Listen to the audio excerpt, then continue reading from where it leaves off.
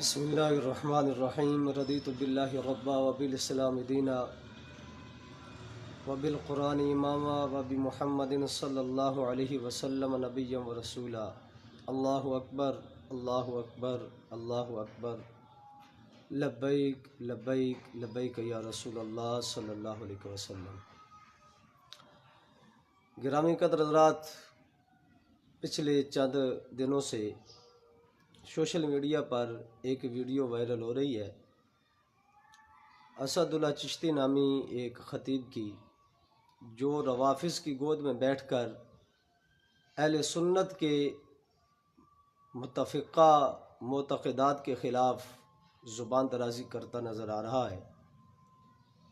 چنیوٹ کے اندر اس شخص نے شیعہ کی مجلس میں بیٹھ کر بہت ساری بے وقوفانہ بدتمیزانہ گفتگو کی۔ اس کے ہر ایک پہلو کو لے کر تو بات کرنا میرے لیے مشکل ہے، ناممکن ہے، لیکن کوشش کروں گا چند ایک چیزیں آپ کے سامنے رکھنے کی اور اسد اللہ چشتی کو دعوت فکر دینے کی کہ تو کیا کر رہا ہے۔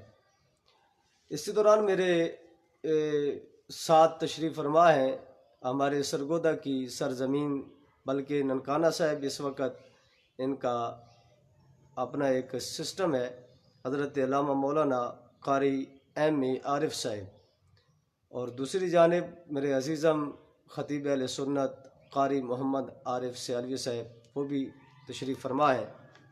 تو میں چند ایک باتیں آپ کے سامنے رکھنا چاہتا ہوں، تھوڑی سی توجہ چاہنا میرے لیے بہت ضروری ہے، آپ توجہ کرنا۔ سب سے پہلے تو اسد اللہ چشتی کا رافضیوں کے پاس جانا اور ان کی مجلس میں بیٹھ کر تقریر کرنا، یہ کیسا ہے؟ کوئی بھی خطیب ہو، کوئی بھی عالم ہو، کوئی بھی نعت خوان ہو، یہ سبھی کے لیے میں بات کہہ رہا ہوں، کیونکہ آج ہمارے نعت خوان حضرات بھی ہیں، وہ بھی ان کی مجلس میں چلے جاتے ہیں، اور ہمارے عوامی طور پر جو صورتحال ہے، وہ بھی لوگ کوئی چاول کھانے کے لیے لنگر کے بہانے چلا جاتا ہے، کوئی کسی طریقے سے چلا جاتا ہے، تو ان کے پاس جانا، ان کی مجلس میں بیٹھنا، ان کے پاس ذکر خیر سننا، یہ کیسا ہے؟ یہ تھوڑا سا آپ سماعت فرمائیے۔ قرآن مقدس میں رب تعالی نے ارشاد فرمایا کہ فَلَا تَقْعُدْ بَعْدَ الذِّكْرَى مَعَ الْقَوْمِ الظَّالِمِينَ، کہ جب تمہیں پتہ چل جائے کہ فلاں قوم ظالم ہے تو اس قوم کے پاس نہ بیٹھو۔ یہ رب تعالی نے ارشاد فرمایا کہ تم نہ بیٹھو ان کے پاس جو ظالم قوم ہے۔ اس وقت تک تم نہیں بیٹھنا جب تک تمہیں پتہ چل جائے کہ یہ ظالم ہیں، تو ظالموں کے پاس نہیں بیٹھنا، یہ قرآن کا حکم ہے۔ اب تھوڑا سا آپ ہی اندازہ لگائیے کہ اس سے بڑا ظالم کون ہے کہ جو نبی پاک علیہ السلام کی بیٹیوں کو گالیاں بکے، جو حضور کے صحابہ کو گالیاں بکے، جو نبی پاک علیہ السلام کی ازواج مطہرات کو گالیاں بکے، جو ائمہ کرام کو نبوت کا درجہ دیا، اس سے بڑا ظالم کون ہے؟ اب قرآن مقدس نے فرمایا کہ ان ظالموں کے پاس نہیں بیٹھنا۔ اب نبی پاک علیہ السلام کا فرمان بھی سن لیجئے۔ ابو داؤد شریف کے اندر نبی پاک علیہ السلام کا فرمان ہے کہ جس شخص نے کسی قوم کا تشخص اپنایا تو وہ اسی کے ساتھ ہی اٹھایا جائے گا۔ یہ حضور علیہ السلام کا فرمان ہے۔ اب رافضیوں کے پاس جانا، ان کے پاس بیٹھنا، ایک تو یہ سمجھ آنا چاہیے کہ یہ ظالم لوگ ہیں اس لحاظ سے کہ یہ دین کے ڈاکو ہیں، دین کے پر بہت بڑی ضرب لگانے والے ہیں، اور دوسری جانب اب میں حضور کا فرمان ایک آپ کے سامنے پیش کرنے لگا ہوں۔ یہ کتاب ہے الصواعق المحرقہ، یہ ابن حجر حتمی رحمۃ اللہ تعالی علیہ کی ہے۔ اب اس میں انہوں نے حدیث پاک نقل کی ہے۔ حدیث کے راوی حضرت انس بن مالک رضی اللہ تعالیٰ عنہ فرماتے ہیں کہ نبی پاک علیہ السلام نے فرمایا ان اللہ اختارنی واختار علی اصحابا وسہارا وسیاتی قوم یسبونہم وینقصونہم فلا تجالسوہم ولا تشاربوہم ولا تآکلوہم ولا تناکحوہم، کہ نبی پاک علیہ السلام نے فرمایا میرے لیے اللہ نے میرے صحابہ کو پسند کیا، اور میرے لیے اللہ تعالیٰ نے میرے دامادوں کو پسند کیا. ان قریب ایک قوم آئے گی جو میرے صحابہ میرے دامادوں کو برا بھلا کہے گی. فرمایا فلا تجالسوہم، تم ان کی مجلس میں نہ جانا. ولا تشاربوہم، تم ان کے ہاتھ سے کچھ نہ پینا. ولا تآکلوہم، تم ان کے ہاتھ سے کچھ نہ کھانا.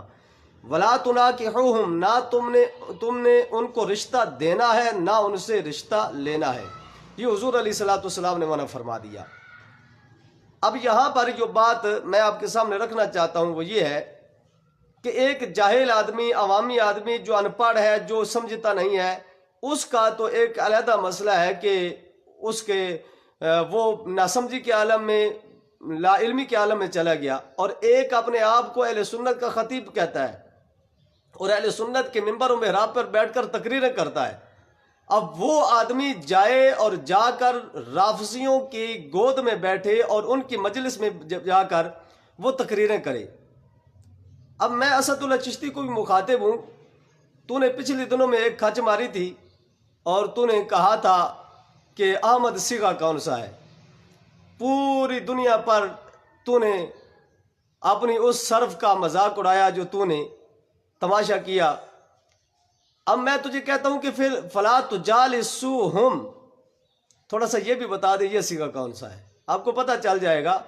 فلا تجالسوہم، حضور علیہ الصلوۃ والسلام نے فرمایا تم ان کی مجلس میں نہ جانا. کس منہ سے تو چلا گیا اپنا منہ اٹھا کر اور ان کے پاس جا کر بیٹھا، اور پھر تو نے جو فضولیات بکی ہیں وہ بالکل ایک عجیب سی صورتحال ہے. اب میں آپ کے سامنے ایک کلپ رکھنے لگا ہوں جو اسد اللہ چشتی نے وہ اپنی تقریر کے اندر جو باتیں کہی ہیں.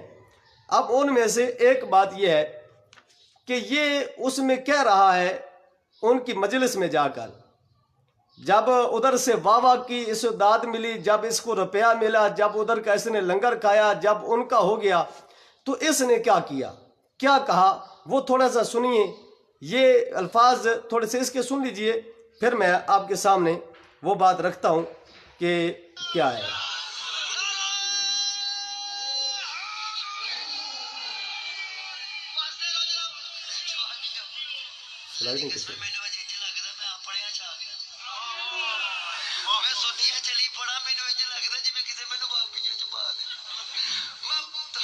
لوگ پریشان ہو جاتے ہیں نا، آپ کے چہرے تو کھل گئے ہیں نا، وہ میرے اگے جڑے بیٹھے نے بیٹھے ہی سوچی جاتے ہیں یہ کتنے پڑے،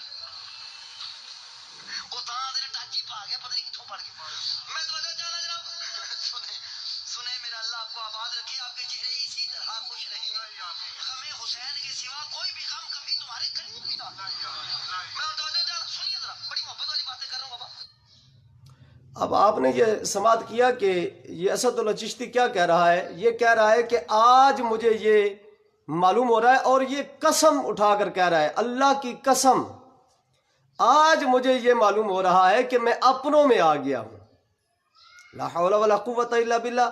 اب میں سنی عوام سے بھی یہ کہتا ہوں، اپنے علماء سے بھی کہتا ہوں کہ اس کا رد کیوں نہیں کیا جا رہا، کیوں نہیں اس کو لگام دی جا رہی. جو اپنے آپ کو کہتا ہے کہ اب میں اپنوں میں آ گیا ہوں، شیعوں کے پاس جا کر، رافضیوں کے پاس جا کر کہتا ہے اب میں آ گیا ہوں اپنوں کے اندر.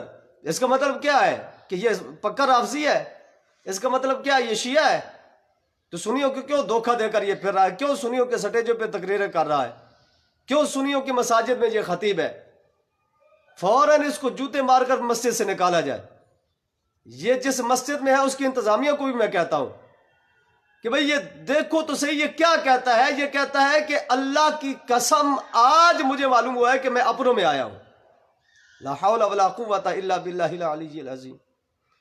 کہاں پر میرے آقا کا فرمان کہ تم نے ان کے ساتھ بیٹھنا بھی نہیں ہے، اور کہاں پر اس کی یہ بکواس کہ میں اپنوں میں آ گیا ہوں. اور آگے کیا کہتا ہے؟ کہتا ہے میں سنیوں میں شان علی بیان کرتا ہوں تو مجھے ایسے لگتا ہے میں وہابیوں میں بیان کر رہا ہوں. کمینے تجھے پتا کیا ہے سنی شان علی کیسے بیان کرتے ہیں، کتنا مولا علی کو سنی مانتے ہیں، تجھے کیا پتا ہے؟ تو بہرحال اس نے ایک بات یہ کہی کہ کہتا ہے کہ اللہ کی قسم آج مجھے معلوم ہوا ہے کہ میں اپنوں میں آیا ہوں. اور آگے کہتا ہے جب میں سنیوں میں شان علی بیان کرتا ہوں تو مجھے ایسے لگتا ہے میں وہابیوں میں کر رہا ہوں. اصل میں اس کی غلطی نہیں ہے. مسئلہ یہ ہے کہ جس کا کھائیں اسی کا گیت گائیں. اگر ہم رسول اکرم صلی اللہ علیہ وسلم کا کھاتے ہیں نا اور دین متین کا کھاتے ہیں تو ہمیں دین پر پہرا دینا ہوگا. لیکن وہ اگر رافضیوں کے ٹکڑے کھا رہا ہے تو اس کی مجبوری ہے کہ وہ کہے، اس کا حق بنتا ہے کہ وہ کہتا رہے. اب اس نے جو کہا ہے اس نے اپنے ٹکڑے حلال کرنے کے لیے کہا ہے. جو اس نے رافضیوں سے مال لیا، جو اس نے کھایا، جو اس نے کیا، وہ اس نے حلال کیا اصل میں. تو بہرحال نبی اکرم صلی اللہ علیہ وسلم کا فرمان یہی ہے کہ فلا تجالسوہم ولا تشاربوہم ولا تآکلوہم ولا تناکحوہم. کسی صورت میں بھی ایسے لوگ کہ جو نبی کے صحابہ کے دشمن ہو، جو نبی کی بیویوں کے دشمن ہو، جو نبی کے دامادوں کے دشمن ہو، جو نبی کی بیٹیوں کے دشمن ہو، ان کے پاس قطن جانے کی اجازت نہیں ہے. اور یہ اسد اللہ چشتی پچھلے دنوں میں ایک کلپ ریکارڈ کروا رہا تھا اور اس میں یہ کہہ رہا تھا کہ میں نے ختم نبوت کا بڑا کام کیا، میں نے ختم نبوت پر یہ کیا. اور ایک جلے آدمی کی میں نے پوسٹ پڑھی، وہ کہہ رہا تھا مجاہد ختم نبوت اسد اللہ چشتی، لا حول ولا قوت الا باللہ. پہلی بات تو یہ ہے کہ اگر کوئی ختم نبوت کے لیے کوئی کام کرتا ہے یا قرآن کے لیے کوئی کام کرتا ہے یا کسی معاملے میں بھی کوئی کام دین کا کرتا ہے اور وہ اس کام کرنے کے بعد کوئی ایسا کام کر بیٹھتا ہے کہ جس کی وجہ سے دین پر ضرب لگتی ہے تو پچھلے تو اس کا اعتبار ہی نہیں رہتا. لیکن اگر یہ ختم نبوت کا مجاہد ہے اور یہ اپنے آپ کو ختم نبوت کا مجاہد کہتا ہے تو پھر میرا سوال ہے کہ جو ختم نبوت کا مجاہد ہو وہ سیدنا صدیق اکبر جو سب سے پہلے مجاہد ہیں نبی کی ختم نبوت کے، ان کے گستاخوں کے پاس بیٹھے گا؟ جو حضور کی ختم نبوت کا مجاہد ہے وہ نبی کے صحابہ کے گستاخوں کے پاس بیٹھے گا؟ جو حضور کی ختم نبوت کا مجاہد ہے وہ 12 اماموں کو نبیوں کا درجہ دینے والوں کے پاس بیٹھے گا؟ جو ختم نبوت کا مجاہد ہے کیا وہ اس کے پاس بیٹھے گا جو امامت کو نبوت سے افضل سمجھتے ہیں؟ جو ختم نبوت کا مجاہد ہے وہ کیا یہ ان کے پاس بیٹھے گا کہ جو کہتے ہیں کہ ہم علی پاک رضی اللہ تعالیٰ عنہ کو دیگر نبیوں سے بھی افضل مانتے ہیں؟ یہ دورنگی بات ہے. وہ کہا نا کسی نے، جب کمینے عروج پاتے ہیں تو اپنی اوقات بھول جاتے ہیں. تو اس آدمی نے جب اپنی اس کو عروج ملا، جب اس کو واہ ملی، جب اس کو داد ملی، اور یہ ہے پورا ڈرامے باز. وہابیوں کے اندر ناصر مدنی تھا اور سنیوں میں یہ کمینہ شخص ایک ایسا آدمی ہے جو سٹیج پر جو ممبر پر آتا ہے اور سٹیج ڈرامہ کر کے ادھر ہو جاتا ہے. بہرحال میری یہ دست بس گزارش ہے اہل سنت سے تھوڑا سا خیال کریں، ہر ایک کو اپنے سر پر نہ چڑھائیں کہ ہر ایک کو کہہ دیا وہ مجاہد ختم نبوت ہے، وہ شمشیر اعلی حضرت ہے، وہ فلاں ہے، وہ فلاں ہے، وہ فلاں ہے. جب سے اہل سنت میں یہ عہدے تقسیم ہونے شروع ہوئے، جب سے ہم نے بڑے بڑے القابات نکمے شخصوں کو دینے شروع کر دیے، اس وقت سے ہم تنزلی کا شکار ہو رہے ہیں. اب اس کی کیا حیثیت ہے آپ لوگ اس کو اچھی طرح سمجھتے ہیں. اب اس کے اندر جو اس نے تقریر کرتے ہوئے ایک مقام پر صلح حدیبیہ کی بات کی. اب یہ بڑی ایک نا عجیب سی بات ہے کہ صلح حدیبیہ کا یہ مسئلہ بیان کر رہا ہے اور بیان کرتے کرتے یہ کہتا ہے کہ جب صلح حدیبیہ لکھا جا رہا تھا تو صلح حدیبیہ کے موقع پر علی پاک غصے میں کھڑے تھے. نبی پاک صلی اللہ علیہ وسلم معاہدہ لکھوا رہے تھے، علی پاک غصے میں کھڑے تھے. یعنی علی پاک کو نبی کا فیصلہ ما ظلم ذالک لا حول ولا قوت الا باللہ استغفر اللہ، کہ علی پاک کو کیا حضور علیہ السلام کا فیصلہ قبول نہیں ہو رہا تھا، اس لیے غصے میں کھڑے تھے. ایسی بدتمیزی. اور آگے دیکھیے اس نے بات کرتے ہوئے یہ بات کہی، کہتا ہے کہ اب آگے اس نے بات کرتے ہوئے یہ کہا، اب اس کی تھوڑی سی گفتگو سن لیجیے.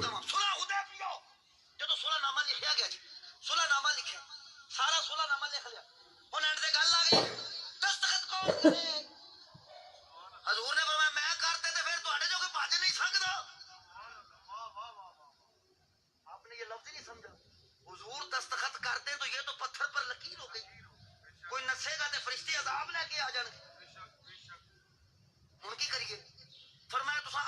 ذاتی دا کوئی بندہ دسو سائن کرائیے انہاں سارا دے نظر اکو واری اکو بندے اٹھیاں نے اونوں ولی آندے میں دس رہا جی حضرت علی نو چڑھدا پیا سی غصہ حضرت اودی وجہ سنو وجہ سنو او منوائی جاندے سن کہ بلا میں ہن کی کراں مر جاں او منوائی جاندے سن حضرت حضور منی جاندے سن علی نو چڑھی جاندا سی غصہ کیوں مولا علی دی ساری زندگی ایسے ایکو گل وچ گزری ہے انہیں کسے بھی تھاں تے حضور نو کفر اگے جھکن اب اس کی یہ بات تھوڑی سی توجہ سے آپ نے سن لی ہے، میں اس پر تھوڑی سی وضاحت پیش کرتا ہوں کہ یہ کہہ رہا ہے کہ نبی پاک علیہ السلام معاہدہ لکھوا رہے تھے اور وہ معاہدہ جو نبی کریم صلی اللہ علیہ وسلم کافروں کے ساتھ کر رہے تھے اس کو دیکھ دیکھ کر علی پاک کو غصہ آ رہا تھا۔ تھوڑا سا سوچئے اس کی گفتگو کو، اور آگے جو ہے وہ بہت بڑا سخت جملہ ہے۔ آگے کیا کہتا ہے؟ کہتا ہے کہ اب میں کیا کروں، یہاں پہ مر جاؤں۔ وہ ایک شکل لکھی ہے نا وہاں پر حضور علیہ السلام نے جو صلح حدیبیہ کے مقام پر لکھوائی کہ اگر ان کا بندہ یعنی کافروں کا انہوں نے لکھوایا کہ اگر ہمارا بندہ آپ کے پاس آ گیا مسلمانوں کے پاس تو انہیں واپس کرنا ہوگا، اور اگر تمہارا آ گیا تو ہم واپس نہیں کریں گے۔ حضور علیہ السلام نے ان کی اس شرط کو قبول کیا۔ یہ فیصلہ نبی تھا، یہ اللہ کے رسول کا فیصلہ تھا۔ اب یہ اس بات کو بیان کرتا ہے اب میں کیا کروں، یہاں پر مر جاؤں۔ مطلب کیا ہے؟ حضور کے فیصلے کو چیلنج کر رہا ہے، نبی کے فیصلے پر تنقید کر رہا ہے، حضور کے فیصلے کے بارے میں زبان درازی کر رہا ہے۔ اور قرآن کیا اعلان کرتا ہے؟ فَلَا وَرَبِّكَ لَا يُؤْمِنُونَ حَتَّى يُحَكِّمُوكَ فِي مَا شَجَرَ بَيْنَهُمْ، کہ اس وقت تک کوئی ایمان والا ہو ہی نہیں سکتا جب تک اللہ کے رسول کے فیصلے کو تسلیم نہیں کرتا۔ اور اللہ نے اس کلام کو بھی ایسے بیان نہیں کیا، فرمایا فَلَا وَرَبِّكَ، محبوب حامد آپ کے رب کی قسم ہے۔ اللہ اپنی ذات کی قسم بیان کر کے یہ فرما رہا ہے کہ اس وقت تک کوئی ایمان والا ہو ہی نہیں سکتا جب تک اے اللہ کے پیارے حبیب آپ کے فیصلے کو تسلیم نہیں کرتا۔ اور یہ کمینہ کیا کہہ رہا ہے؟ اس کی گفتگو آپ نے سماعت کر لی ہے۔ یہ کہہ رہا ہے کہ اب میں کیا کروں، یہاں پر میں مر جاؤں، جو نبی نے کیا اب میں کیا کروں۔ ما ظلمنی ذالک، شاید آج وہ جرت، وہ للکار، وہ غیرت ہوتی جو فاروقی غیرت تھی۔ آپ کو یاد ہی ہوگا، سنا ہوگا، علماء سے پڑھا ہوگا کتابوں میں، کہ جب ایک نام نہاد اس طرح کا بندہ جس نے حضور کے فیصلے کو نہیں مانا تھا، جب حضور علیہ السلام نے ایک یہودی کے حق میں فیصلہ کر دیا، نہیں مانا فیصلے کو، اور وہ حضرت عمر کے پاس چلا گیا، حضرت عمر کو پتا چلا کہ اس کا فیصلہ پہلے میرے نبی فرما چکے ہیں، تو کیا کیا؟ حق و باطل میں فرق کرنے والی تلوار کو نکالا اور اس نام نہاد کلمہ پڑھنے والے کا سر تن سے جدا کر دیا۔ اسد اللہ چشتی تو انسان بن اور اپنی اوقات کے اندر رہے، کہیں ایسا نہ ہو کہ ممتاز قادری جیسے کوئی اور بھی آ جائے اور تیری ختم نبوت کے وہ گھمنڈ کو وہ خاک میں ملا دے۔ اوقات کیا ہے تیری کہ رسول اللہ کے فیصلے کو چیلنج کرتا ہے؟ تیری ہمت کیا؟ تیرے اندر ہے کیا؟ تجھے تو احمد صیغہ نہیں آتا تو کیا کرے گا؟ نکما انسان۔ اور آگے کیا کہتا ہے کہ علی پاک رضی اللہ تعالیٰ عنہ نے نبی کریم صلی اللہ علیہ وسلم کو کافروں کے سامنے کبھی جھکنے نہیں دیا۔ ما ظلمنی ذالک، اب اس جملے پہ بھی غور کیجئے، یہ کیا کہہ رہا ہے؟ کہتا ہے کہ علی پاک نے نبی کریم صلی اللہ علیہ وسلم کو کبھی کافروں کے سامنے جھکنے نہیں دیا۔ رافضیوں کا عقیدہ نہیں بیان کر رہا کہ علی افضل ہے۔ رافضیوں کے سٹیج پر اتنا تو نے کھا لیا، رافضیوں کا اتنا کھا لیا، شیعوں کا، کہ تجھے اپنی عقل بھی ٹھکانے نہ رہی کہ تو کیا کہہ رہا ہے۔ علی پاک اگر میرے نبی کا کلمہ نہ پڑھتے تو کون سمجھتا علی کون ہے؟ ہم مولا علی کی عظمت کو تسلیم کرتے ہیں تو نبی کی وجہ سے کرتے ہیں، نہ کہ نبی کو مانتے ہیں تو علی کی وجہ سے۔ لا حول ولا قوت الا باللہ۔ اب اس نے جو یہ جملہ کہا ہے کہ علی پاک نے کبھی نبی کو کافروں کے سامنے جھکنے نہیں دیا، یعنی معاذ اللہ نبی جھکنا چاہتے تھے، علی بچا لیتے تھے۔ قبلہ آپ تھوڑی توجہ فرمائیں نا، یہ اس کا جملہ کتنا سخت ہے کہ نبی کریم صلی اللہ علیہ وسلم جھکنا چاہتے ہیں اور علی بچا رہے ہیں۔ بد دماغ اور بدتمیز آدمی اس کو سمجھ ہی نہیں ہے میں کیا کہہ رہا ہوں۔ میری اہل سنت کے علماء سے یہ گزارش ہے کہ فوراً اس کے خلاف شرعی فتویٰ جاری کیا جائے، اور اس کے خلاف شرعی فتویٰ جاری کر کے اس کو قرار واقعی سزا دلوائی جائے۔ اس کے ان جملوں کے اندر توہین رسالت بھی ہے، توہین علی پاک بھی ہے، اور توہین مذہب بھی ہے۔ اور صحابہ کرام علیہم رضوان کے بارے میں یہ کیسا جملہ کہہ رہا ہے کہ نبی پاک علیہ الصلوۃ والسلام نے فرمایا اگر میں نے سین کر دیے تو تم میں سے کوئی دوڑ نہیں سکے گا۔ عجیب سی بات ہے یار، بدتمیزی کی انتہا نہیں ہے بھئی۔ جو صحابہ حضور کے مستعمل پانی کو زمین پر، یعنی مستعمل میں نے جو الفاظ ادا کیا ہے وہ اپنے لیے اپنے اعتبار سے نہیں کیا، حضور علیہ الصلوۃ والسلام کے بارے میں، کہ جو حضور نے پہلے پانی استعمال کر لیا تھا وہ بات کہہ رہا ہوں۔ ہمارا مستعمل پانی، ہماری تو اوقات ہی کوئی نہیں نا حضور کے سامنے۔ اب جو حضور نے پہلے پانی استعمال کر لیا وضو کا، صحابہ وہ نیچے نہیں گرنے دے رہے۔ جو حضور علیہ الصلوۃ والسلام لباب دہن پھینکتے ہیں تو صحابہ وہ نیچے نہیں گرنے دیتے۔ حضور علیہ الصلوۃ والسلام بال تراشتے ہیں اپنے تو صحابہ بالوں کو نیچے نہیں گرنے دیتے۔ اور عروہ بن مسعود ثقفی واپس جا کر یہی تو کہہ رہے ہیں تم ان کے ساتھ جنگ نہیں کر سکتے۔ جو محمد کے بالوں سے اتنا پیار کریں، جو محمد کے پانی سے اتنا پیار کریں، جو محمد کی لباب طاہن سے اتنا پیار کریں، وہ حضور کے خون کو گرنے دیں گے؟ یہی بات اس نے جا کر کہی تھی نا۔ اور تو صحابہ کے بارے میں یہ کہہ رہا ہے کہ نبی کریم صلی اللہ علیہ وسلم نے فرمایا اگر میں سین کر دوں تو پھر صحابہ تم بھاگ نہیں سکو گے۔ کیا صحابہ کو تم بزدل سمجھتا ہے بے ایمان؟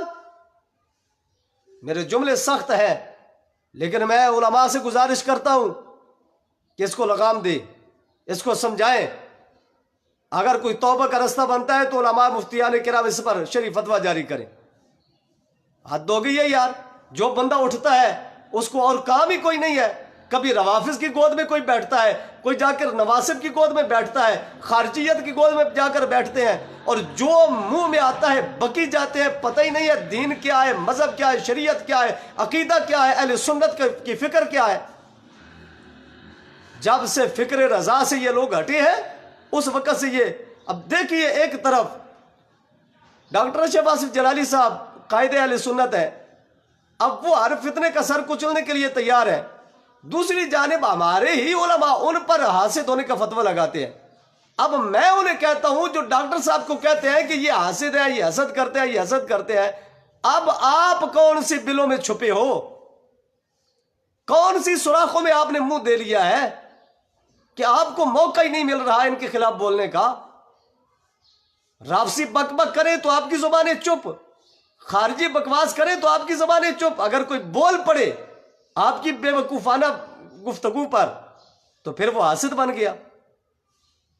تو میری بہرحال گزارش ہے، میری گفتگو سخت ضرور ہے لیکن آج میں 3-4 دن سے یہ جب سے میں دیکھ رہا تھا مجھے بہت تکلیف ہو رہی تھی۔ میں 2 دن سفر میں تھا، وگرنہ میرا دل اس وقت ہی کر رہا تھا کہ میں اس کا جواب دوں، لیکن آج میں تنگ آ کر اور دلی طور پر دکھی ہو کر میں یہ جملے ادا کر رہا ہوں کہ اسد اللہ چشتی رافضی ہے، اسد اللہ چشتی رافضیوں کا دلال ہے، اسد اللہ چشتی توہین رسالت کا مرتکب ہوا، اس نے نبی کے فیصلے کو چیلنج کیا۔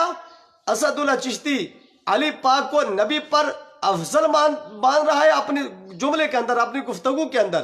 اسد اللہ چشتی صحابہ کو معذ من ذالک رافضیوں کے پاس جا کر ایسے تانے مار رہا ہے کہ معذ اللہ وہ بھاگ جاتے، ایسے الفاظ ادا کر رہا ہے، اور اپنے آپ کے بارے میں کیا کہہ رہا ہے کہ مجھے آج محسوس ہو رہا ہے کہ میں اپنوں میں آ گیا ہوں. تو یہ جملے اس کے اتنے سخت ہیں. اس کی گفتگو سن لیجئے، یوٹیوب پر موجود ہے. 1 گھنٹہ 11 منٹ کی تقریر ہے اس کی، اور یہ چنیوٹ میں اس نے کی ہے، شیعوں کی مجلس میں جا کر کی ہے. تو اس کی سنیے اور اس پر شرعی فتویٰ اور شرعی حکم نافذ کیجئے. اور میں عوام اہل سنت سے گزارش کرتا ہوں کہ یہ آدمی جس جگہ پر بھی آئے، جس جگہ پر اس کا خطاب ہو، اس کا بائیکاٹ کیا جائے، بالکل سر عام اس کو بائیکاٹ کیا جائے، اس کو کسی سنی سٹیج پر آنے نہ دیا جائے. اللہ رب العزت ہم سب کا حامی و ناصر ہو. لبیک لبیک لبیک یا رسول اللہ، لبیک لبیک لبیک یا رسول اللہ صلی اللہ علیہ وسلم.